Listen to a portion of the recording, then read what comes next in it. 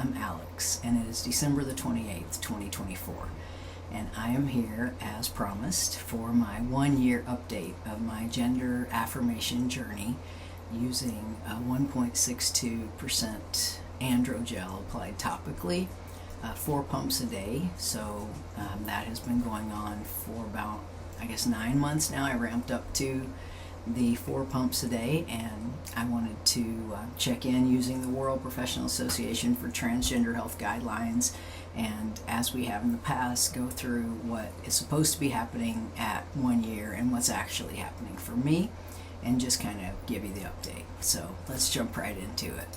So the first category is skin, oiliness, and acne, and that's supposed to be 1 to 6 months, and then it's supposed to have a maximum effect in 1 to 2 years. And I don't have a lot of that, so not a lot going on there, which I'm really grateful for. I mean, every now and then I might have like a little skin blemish or something, but it's really not that big of a deal.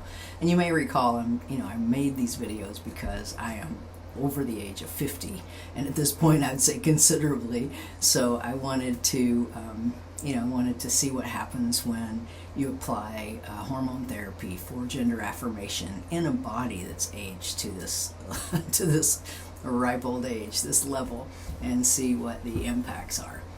The next category is facial body hair growth, 6 to 12 months, all the way up to 5 years. And I don't have a lot of facial hair. I do have a pretty good amount of hair coming in above my lip and a little bit on my chin. Not really a lot. Maybe some peach fuzz over here on the side. I have these kind of I would call them peak, for me, eyebrows, because I never had any eyebrows before, so that's kind of fun. So I really enjoyed that. Scalp hair loss, 6 to 12 months, all the way up to 5 years, and I don't think I have a lot of that. I mean, I definitely have noticed some thinning, a little tiny bit of thinning at the temples here, but I don't really. I mean, this is my, it's a weekend, plus I'm off work for the holidays, so my hair's, I think it was actually long and in a bandana the last time we chatted, but it's just kind of wild and doing whatever it's doing right now, but it's not falling out yet, so stay tuned for the next update, and we'll see if I'm crying because I don't have any hair. Increased muscle mass and strength, 6 to 12 months, up to 5 years. I'm really grateful for that.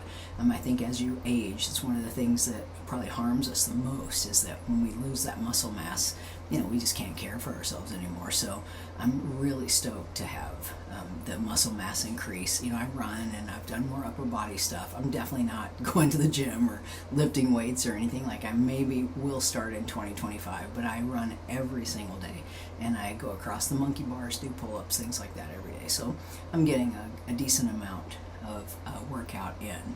Body fat redistribution, 1 to 6 months, all the way up to 5 years. And yes, my hips and thighs. My thighs, again, have always been larger because of being a runner. My hips have definitely slimmed down. My waist is more straight rather than curvy, which is interesting. It's bigger. I'm not a huge fan of that, but it's okay. My pants still fit, so I'm good. I'm good there. I don't have a ton of belly fat. I have a little bit more than I ever did before, so I'm not a huge fan of that either, but it's okay. It's fine. It is what it is, and I'm all right with it. I'm hungrier than usual. I'm probably eating a little bit more caloric density than I used to, so that's maybe accounting for some of that. Cessation of menses wasn't a thing for me in the first place. Clitoral enlargement, you may recall it was a thing, and that was happening, and now it's kind of leveled off. So I think this is probably where it's going to be, and I'm okay with that. Vaginal atrophy, nothing to talk about there. And then deepening of the voice, I think, that's pretty obvious. The last month or so, it's really changed. And, as I said before, I work in healthcare, and I haven't really come out as a transhuman to my patients or clients, and they're all just lovely, and no one really would care at all. I just don't want to make my burden their burden, and I don't want it, the focus isn't about me. It's their time when they show up in my window or to see me, and I don't want to make it about me. So I've shared it with a few people that have asked me about my voice, or have asked me questions, or where it was absolutely relevant to disclose, but I still don't know how and when I'm going to make is there going to be an announcement? I don't think there's going to be an announcement. I think this is just, I'm just kind of plugging along on my journey. As far as like psychological symptoms, I still feel joyful. I feel very grateful that I started this, even though I started it late. I really came late to this show, but I'm really grateful for finding my center in terms of my own gender expression. I feel really happy about that. I mean, this was a tough year. I'm not gonna smile through that pain. I lost someone significant in my life through death, and then I also lost someone who is still alive but no longer in my life, and I'm really bummed about both of those things. So I think that I had some pretty significant heart pain to the point where like even my echocardiogram was abnormal, and I just wasn't doing as well as I thought I was physically, even though mentally I felt fine. Fine asterisk. Grief is kind of sucky, but I have tools for that since this is what I do for a living. But recently I got a second echo and it's fine, like just last week. And so I feel like I'm coming out of that fog, and I feel really grateful for that. Looking forward to 2025 and all the craziness that's likely to come with it. And I feel like I'm just going to continue on this journey, finding myself and finding my center, and being in my joy as often as I can without taking anyone else's time or joy away on the pursuit of my own. So that, as you may have may know since you've spent some time probably listening to this channel by now, if you're still here, I don't want anyone else to be harmed by anything that I do ever.